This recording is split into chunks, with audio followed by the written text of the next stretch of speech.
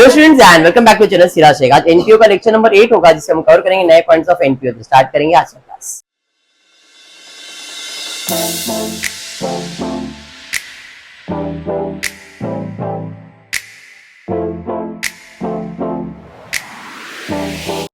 Page number 100 sum number 15।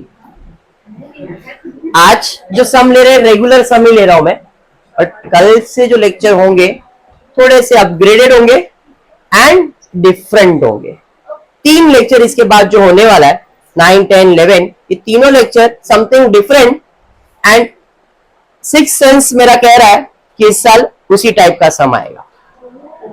समझ में आ रहा है? आई डोंट से कि वही आएगा, बट इतना है कि वो सम प्रैक्टिस करके रखो अच्छे से।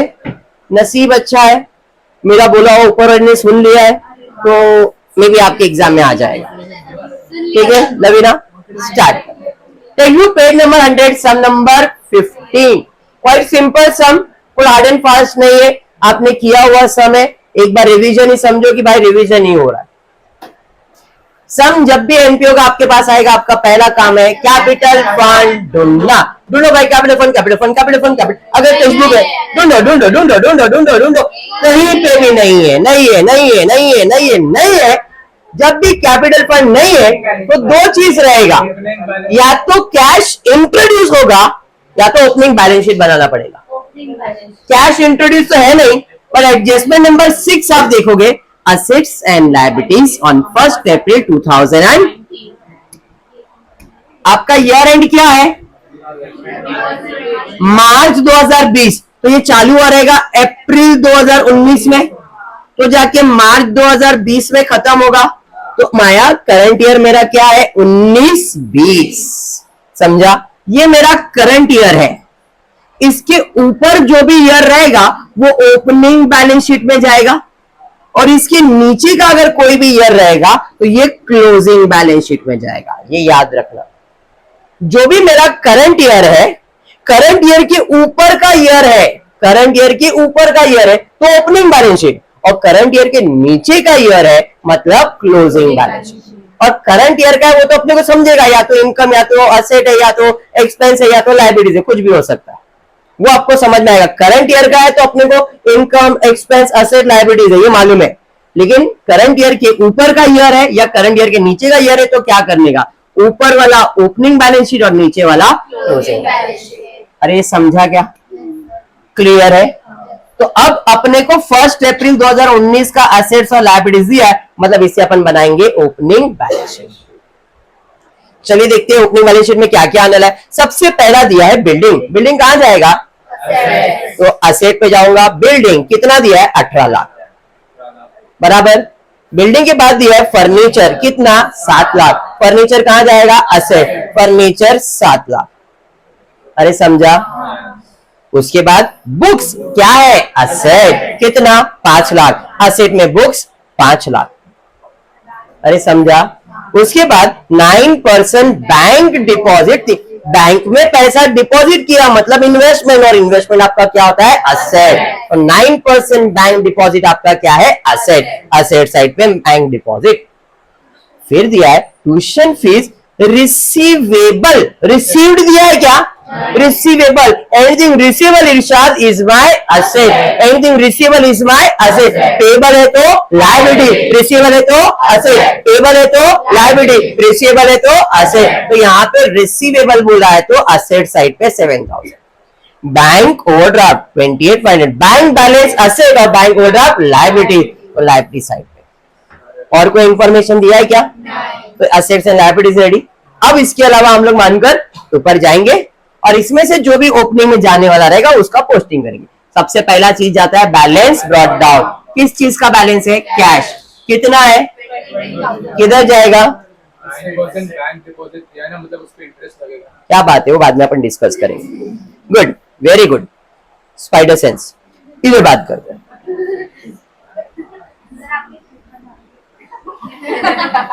क्या हो गया? Cash is your asset. अरे समझा? और ये भी ओपनिंग बैलेंस शीट में जाएगा। करंट ईयर तो ये है ऊपर वाला, ऑलरेडी ये हमने बैलेंस शीट में लिख रखा है। अगर ये एडजस्टमेंट में नहीं होता तो याद करो पिछले सम में नहीं दिया था तो ये ओपनिंग बैलेंस शीट का है, हम ओपनिंग बैलेंस शीट में लिखते थे, बट इस सम में लिखेंगे क्या, क्योंकि ऑलरेडी उसने एडजस्टमेंट में अमाउंट दिया था। समझा? यस। और कोई डेट जो ओपनिंग बैलेंस शीट में आएगा ऐसा कोई, सर ये 2019 है, ये तो करंट ईयर है, 2020 करंट ईयर है, तो ये सब चीज इसके अंदर आएगा क्या? मतलब ओपनिंग बैलेंस शीट में और कोई इंफॉर्मेशन जाएगा? अब क्या करेंगे, टोटल 18 और 7 25 30 33,30,500, क्या बात, 33,30,500, 33,30,500, उसमें 28,500, 500 गया, 33,02,000, 33,02,000, इसे हम लोग क्या कहते हैं? अरे समझा? पहला स्टेप था कैपिटल फंड ढूंढना, ढूंढ लिया, कैपिटल फंड में जाके लिख दिया। स्टेप नंबर 2 क्या है? कॉपी पेस्ट, उठाओ और इधर पेस्ट करो। बैंक ओवरड्राफ्ट जैसा है इनर कॉलम में, बिल्डिंग असेट में, डायरेक्टली आउटर कॉलम में मेरे को मालूम है एडजस्टमेंट नहीं है, क्योंकि मैंने पढ़ा है, मेरे को मालूम है एडजस्टमेंट नहीं। उसके बाद है फर्नीचर, एडजस्टमेंट है फर्नीचर इनर कॉलम में। उसके बाद बुक्स, एडजस्टमेंट है बुक्स, एडजस्टमेंट है। 9% बैंक डिपॉजिट, एडजस्टमेंट बोला ना, उसे परसेंटेज दिया है, लिख दिया मैंने, बराबर। आउटस्टैंडिंग ट्यूशन फीस, कैश नहीं सर ये नहीं आएगा, बैलेंस ब्रॉट डाउन बनकर है, नहीं लिखते। समझ में आया? और कुछ नहीं, समझाइए। अब step number 1 capital fund, step number 2 copy paste हो गया। अब रिसीव पेमेंट में मार्किंग करेंगे। चौकड़ी, ट्यूशन फीस इनकम है भाई, ट्यूशन फीस मिल रहा मतलब एक्सपेंस तो होगा नहीं। रिसीप्ट का मतलब क्या है, या तो इनकम या तो लायबिलिटी, या तो आपका इनकम होगा या तो पराया धन होगा। अब ट्यूशन फीस मेरे लिए तो इनकम ही है, तो इनकम में जाएगा। फाइन कलेक्टेड इनकम में जाएगा। Interest on bank deposit income में जाएगा। एडमिशन फीस इनकम में जाएगा। डोनेशन फॉर प्राइज फंड, सिर्फ डोनेशन होता है ना इनकम है, लेकिन उसे बोला फॉर, मतलब यहाँ पे डोनेशन अपने को प्राइज के लिए दिया गया है कि भाई तुम प्राइजेस लाओ और लोगों को बांटो, तुम प्राइजेस नहीं लाओगे तो डोनेशन मांगेगा ना वो, तो ये क्या हो जाएगा, लायबिलिटीज। तो डोनेशन क्या है मेरा, लायबिलिटीज, क्योंकि ये स्पेसिफिक काम के लिए मिला है। गवर्नमेंट ग्रांट्स ऐसे दे दिया गवर्नमेंट ने, इनकम है। समझ में आया?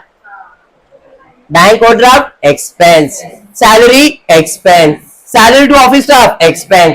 बुक्स परचेज, बुक्स क्या है, asset. Printing and stationery expense. Office rent expense. Repairs expense. Sport expense expense. Annual gathering expense. Furniture क्या है, असेट।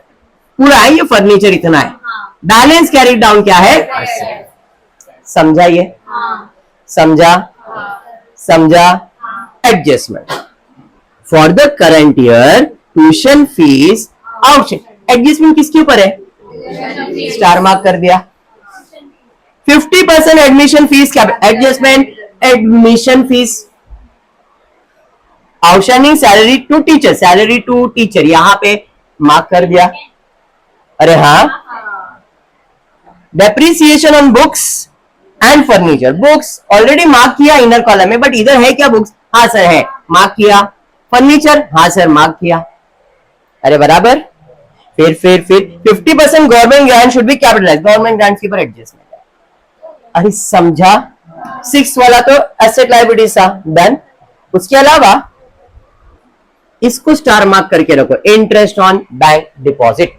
सर क्यों, इसको क्यों मार्क किया, हिडन एडजस्टमेंट 9% बैंक डिपॉजिट, उसको स्टार मार्क किया। अरे समझा? हाँ। अभी क्या करेंगे अपन, ये सब हो गया, अब खाली पोस्टिंग करने का, और किधर करने का वो भी मैंने लिख के रखा है इरशाद भाई। इनकम है, इनकम में लिखवा, इनकम है, इनकम है, एक्सपेंस है, एक्सपेंस, जो भी है जिधर बोला उधर लिखने का। पहला तो चौकड़ी वाला, वो आएगा क्या, कोई डाउट है बेटा, बोलना। सबर अली है, very good. Balance carry down ignore. Tuition fees sir दो अमाउंट दिया है सर, दोनों इनकम में नहीं। टोटल 77,000 रुपीज आया है, जिसमें 70,000 जो है वो इस साल का है, 7,000 जो है जो पिछले साल का है, तो आप देखो आपके पिछले साल का कितना पैसा बाकी था, अभी कितना आया, पूरा आ गया। 2018-19 का कितना पैसा आया, तो उसी के साथ एडजस्ट होगा। इनकम में जाएगा क्या, यहाँ पे लेस रिसीव्ड कितना, क्योंकि उसने बोला था आउटस्टैंडिंग ट्यूशन फीस रिसीवेबल, पिछले साल 7,000 मिलने का बाकी था और इस साल उसका क्या हो गया, रिसिप्ट मतलब पैसा आया। टोटल 77,000 आया, जिसमें से 7,000 पिछले साल का था और इस साल का कितना है, जो इस साल का है वो मेरा इनकम है। 7,000 मेरा इनकम नहीं है, तो 7,000 किधर जाएगा, पिछले साल के साथ एडजस्ट होएगा। अरे समझा, तो वो तो भाई खत्म हो गया, पूरा पैसा मिल गया। अब बचा 70,000 बाय ट्यूशन फीस कितना, 70,000। उसके बाद क्या है, फाइन कलेक्टेड कहां जाएगा, कोई एडजस्टमेंट है क्या, नहीं, तो भाई इसके पर एक लाइन छोड़ दिया, फाइन कलेक्टेड 4,000 रुपए, डायरेक्टली आउटर कॉलम में कोई एडजस्टमेंट नहीं है। इंटरेस्ट ऑन बैंक डिपॉजिट, मैंने इसको स्टार मार्क किया था, कितना है 25,500, एक लाइन छोड़ दो, नहीं सर इसके ऊपर एडजस्टमेंट नहीं है, डायरेक्टली इनर कॉलम में।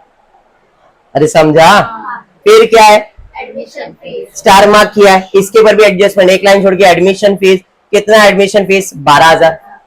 फिर क्या है, डोनेशन फॉर प्राइज फंड कहां जाएगा, लाइबिलिटीज इधर है, donation for prize fund directly outer column में।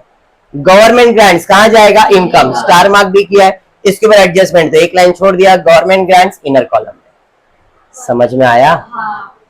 पेमेंट साइड पे बैंक ओवरड्राफ्ट, सर एक्सपेंस नहीं, आप देखो पहले से बैंक ओवरड्राफ्ट दिख रहा है, कितना ओवरड्राफ्ट है, अभी मैंने उसका पेमेंट किया है, तो एक्सपेंस होगा क्या, नहीं, वो इसके साथ एडजस्ट होगा, तो भाई हमको इसके साथ एडजस्ट करना। पिछले साल का कितना बाकी था, 28,500, मैंने उसका पेमेंट किया, अब पेमेंट किया तो इसमें से अपन क्या करेंगे, माइनस।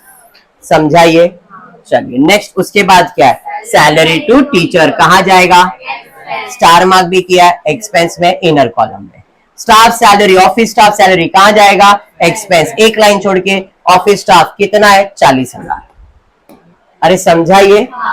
फिर बुक्स परचेज किधर जाएगा, आपने लिखा है, बुक्स में जाएंगे और ऐड करेंगे, परचेज 60,000 किया है ना ऐसा सब। फिर प्रिंटिंग एंड स्टेशनरी कहां जाएगा, फिर ऑफिस रेंट कहां जाएगा, ऑफिस रेंट। फिर रिपेयर्स कहां जाएगा, ऑफिस रिपेयर्स हो गया। स्पोर्ट्स एक्सपेंस, एक्सपेंस में जाएगा। एनुअल गैदरिंग एक्सपेंस में जाएगा। फर्नीचर असेट में, इसके अंदर ऐड करेंगे। अरे समझा। फिर बैलेंस कैरी डाउन किधर जाएगा, असेट में। Cash in hand, cash at bank, तो cash in hand 200, cash at bank 6,800। ऐसा कोई जिसको नहीं समझाइए, सब क्लियर है। पोस्टिंग हो गया, अब एडजस्टमेंट सॉल्व करेंगे। सिंपल एडजस्टमेंट है, कुछ भी डिफिकल्ट एडजस्टमेंट नहीं है।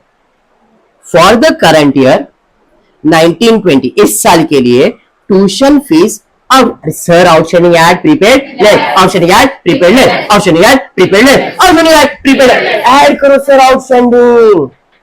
क्रेडिट साइड पे ऐड किया, क्रेडिट साइड पे ऐड किया, क्रेडिट, दूसरा इफेक्ट देने का डेबिट, सेम अकाउंट में आएगा क्या, debit debit debit debit, asset, outstanding tuition fees 10,000, asset side पे आउटस्टैंडिंग ट्यूशन फीस 10,000, दो इफेक्ट दे दिया। अरे समझा, हाँ ठीक है।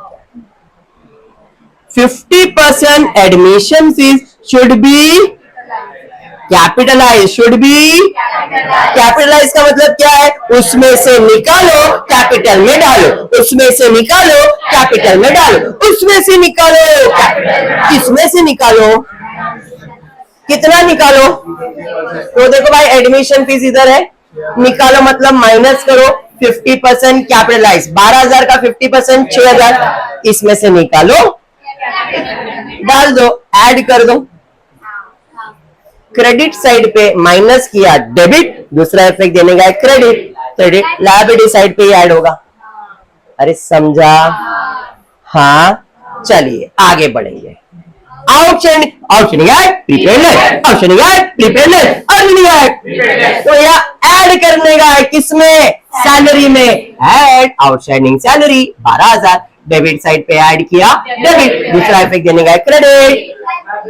लाइबिलिटीज आउटस्टैंडिंग सैलरी 12,000 है ना, रिवीजन किया हुआ समय, छोटा सा समय, खाली बेसिक आपको याद आ जाना चाहिए बस, क्योंकि कल थोड़ा सा अलग है। इतना समझा? पक्का? चलिए बढ़ेंगे next adjustment. Depreciation on books and furniture, थोड़ा सा ध्यान से करेंगे। डेप्रिसिएशन ऑन बुक्स कितना? ए बुक्स तेरे पर दोन बुक है, दो अच्छा प्लस कर दो, 10% निकालो, खत्म। नहीं, प्लस करना तो है प्लस, लेकिन थोड़ा ध्यान से। ये जो बुक है पहले से मेरे पास है, ओपनिंग बैलेंस शीट से उधर आया था ना, मतलब ये तो ओपनिंग से मेरे पास, लेकिन क्या ये ओपनिंग में था क्या? ये तुमने परचेज किया, कभी परचेज किया? तो बुक परचेज कभी हुआ था? 1/7/2019। मेरा साल चालू होता है अप्रैल में और खत्म होता है मार्च। अप्रैल 2019 में चालू होगा और मार्च 2020 में खत्म होगा, बराबर है? अप्रैल, मई, जून, 1 जुलाई को इधर मैंने बुक्स खरीदा और यहां तक है मेरे पास। जुलाई, अगस्त, सितंबर, अक्टूबर, नवंबर, दिसंबर, जैन, फेब, मार्च, 9 मंथ्स मैंने इसको यूज किया। किसको? ये वाले बुक्स को। और इसको तो पूरा साल यूज किया है। तो आप जितना यूज करते हो आप उतना ही डेप्रिसिएशन दोगे। दोनों को पूरे साल का डेप्रिसिएशन दे सकता हूं क्या मैं? नहीं। तो मेरे पास दो बुक है, एक 5 लाख का जो पूरा साल यूज हुआ है, तो पहला बुक है 5 लाख, इसके ऊपर @10%, लेकिन 12 महीने के लिए। दूसरा बुक कितने का है? 60,000, इसके ऊपर 10%, कितने मंथ्स के लिए? 9 मंथ्स के लिए। फर्क समझ में आया? इसलिए मैं इसको ऐड करके 10% नहीं निकाल सकता। अगर दोनों 12 महीने के लिए होता तो ऐड करके निकालते, फर्क नहीं पड़ता। अगर ये डेट नहीं दिया रहता तो आप दोनों को ऐड करते, 10% बेसिक था।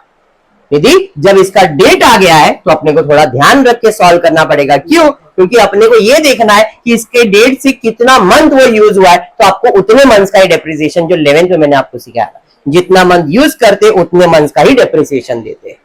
समझाइए? तो यहाँ पे दो बुक्स है, एक 5 लाख का 12% के हिसाब से 10% आ जाएगा 50,000 बेसिक ना। इसके ऊपर 10% कितना आएगा? 6,000। लेकिन ये कितने मंथ्स के लिए? 3,000 कितने मंथ्स के लिए? और 1,500 कितने मंथ्स के लिए? मुझे तो 9 मंथ्स के लिए चाहिए। 3 और 15 4,000, टोटल 54,000। अगर आप ऐड करते तो आपका अमाउंट आता 5,60,000। आप इसका 10% निकालते आता 56,000। आपका प्रॉब्लम भी टैली होता, लेकिन रॉन्ग अमाउंट से। आप लेस डेप्रिसिएशन 56,000 डेप्रिसिएशन, आप इफेक्ट सब बराबर देते, क्लोजिंग करते, आप खुद एकदम कॉन्फिडेंस में आते, तो मेरा प्रॉब्लम तो राइट है, लेकिन ये छोटा सा मिस्टेक करके आते आप। समझा? तो यहाँ पे डेप्रिसिएशन 56,000 नहीं, 54,500। तो यहाँ पे लेस डेप्रिसिएशन 54,500। असेट का वैल्यू कम किया, असेट का वैल्यू कम किया, डेबिट साइड पे माइनस किया, क्रेडिट इफेक्ट, दूसरा इफेक्ट देने का डेबिट, एक्सपेंस साइड पे टू डेप्रिसिएशन ऑन बुक 54,500। समझा? ये बाउंसर गया। सेम एडजस्टमेंट है फर्नीचर पे। कितना परसेंट? फर्नीचर में एक है या दो है? सर दो है। ये तो ओपनिंग से और ये इस साल ऐड हुआ है, तो ये कब ऐड हुआ उसका डेट दिया है। हाँ, फर्नीचर कभी ऐड हुआ है? 1 जैन। तो जैन, फेब, मार्च, मतलब इसको मैंने 3 मंथ्स ही यूज किया, इसको तो पूरा साल यूज किया। अरे यस, चलिए कैलकुलेट करते। तो 7 लाख का 10% 70,000, 7 लाख का 10% 70 और 5% 35,000 है नहीं, ये 10%, ये 5%, टोटल 15%, 1,05,000। मेरे को 15% निकालना था ना? अरे हाँ, तो 7 लाख का 15% कितना आएगा? समझा? ये बाउंसर गया। समझा ना? 7 लाख पहले से अपने पास था, तो 7 लाख के ऊपर कितना परसेंट डेप्रिसिएशन? 15। तो पहले मैंने 10% निकाला, फिर मैंने 5%, 10 + 5 15% किया। समझा ये? पूरे साल के लिए 1,05,000। अब दूसरे के पास जाना, 40,000। 10% 4,000, हाँ 5% 2,000, तो 15% 6,000 पूरे साल का है, हाँ या नहीं? तो आधे साल का ये 6 मंथ्स के लिए हो गया, और 1,500 मुझे 3 मंथ्स के लिए चाहिए ना, तो 1,500 प्लस 1,05,000, तो 1,05,000 प्लस 1,500 1,06,000। तो अब फर्नीचर पे कितना डेप्रिसिएशन आएगा? 1,06,000। समझा ये? तो लेस डेप्रिसिएशन 1,06,500। दूसरा इफेक्ट डेप्रिसिएशन के अंदर फर्नीचर 1,06,500। समझा? हाँ, दोनों का डेप्रिसिएशन का कैलकुलेशन समझा? सेम फाइनल अकाउंट में भी आ सकता है ट्विस्ट। तब ध्यान रखने का, जितना मंथ आप यूज करते हो कोई भी असेट, आप उसमें डेप्रिसिएशन सिर्फ उतने मंथ्स के लिए ही देने का। और ये लॉजिक हर अकाउंट में एप्लीकेबल है। कोई भी अकाउंट होने दो, जब भी आप अकाउंट करोगे तो ये याद रखना, डेप्रिसिएशन जब भी देने का, जिसपे भी देने का, अगर सिंगल है पूरे साल यूज किया तो पूरे साल का, लेकिन वो सिंगल है लेकिन उसको हमने सिर्फ 3 महीना यूज किया, 6 महीना यूज किया, तो उतने मंथ्स का डेप्रिसिएशन। क्लियर? अगर डेट नहीं दिया है तो पूरे साल का दे दो, कोई प्रॉब्लम नहीं है। ठीक है? नेक्स्ट, उसके बाद 50% government grant should be capitalize. का मतलब क्या है? उसमें से निकालो और कैपिटल में डाल दो। किसमें से निकालो? Government grant. इसमें से निकाल दिया 50%। 1 लाख का आधा 50,000, 70 का आधा 35, 50 और 35 85, और बचा 3,000। 3,000 का आधा 1,500, 85 प्लस 1,500 86,500। अरे बराबर, इसमें से निकाला और कैपिटल में डाल दिया। डन है? डन। सब एडजस्टमेंट हो गया, एक बच गया 9% बैंक डिपॉजिट। चलिए, 9% बैंक डिपॉजिट मतलब इसमें मुझे 9% क्या मिलेगा? इंटरेस्ट। कौन से अमाउंट पे? और ये पूरे साल है, पहले भी था तो अभी भी मेरे पास, मतलब पूरा 12 महीना मैंने बैंक में पैसा रखा है। तो 3 लाख का 9% कैलकुलेट करो, बताओ कितना आ रहा है? Very good. कितना आ रहा है? ए बैंक, तेरे बैंक में मैंने पैसा जमा किया है 3 लाख रुपए, तूने बोला था पूरे साल का 27,000 इंटरेस्ट देगा। हाँ बोला था, लेकिन मैंने तेरे को ऑलरेडी इंटरेस्ट दे दिया है। कितना दिया है? देखो रिसीव साइड पे बैंक का इंटरेस्ट मिला है मुझे। कितना मिला है?